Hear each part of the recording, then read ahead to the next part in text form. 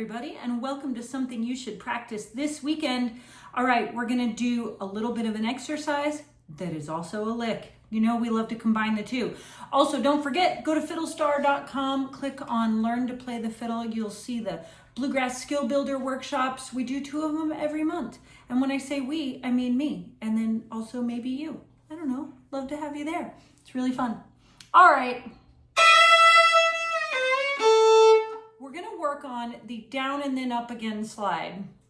I don't know, I'm still working on the title. We can workshop that. But, so we're gonna do 2 different fingerings so you can have a couple different keys to work with. But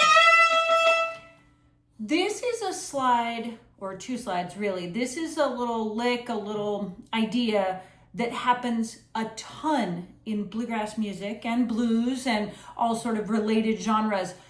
But it's one of those things that learning players don't get told to do often enough. And so that's what I'm here for, to tell you the things. So 4th finger on the A string, so that's an E note. Slide it down about a half step, give or take. Does not have to be super accurate. Now, 2nd finger, low 2, slide up to regular 2. So downward slide for the 4, upward slide for the 2, land on the A. Or all on one bow, or you can separate them out, anything you like. But just make sure at least the slides are on one bow. Or something like that. So that would be for A, for an A chord, key of A. Where we're landing is the chord that we're doing. And so this is really just the arpeggio notes for A. And then using those with some slides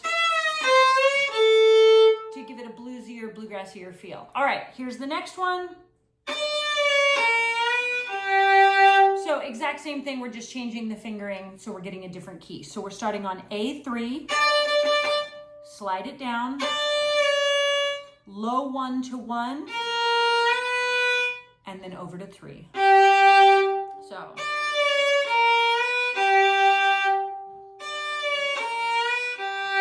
Like that, okay? So that would be for key of G. But it's wherever you're landing, that's what chord or key you're doing this for. So. Would be for E, D, A, G, D, C. Okay, like that. You could do them up. You could do them up in 2nd position.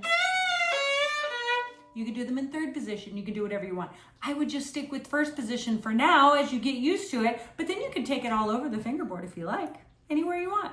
So double slide down and then come from underneath the note and slide into it and then land on the root note.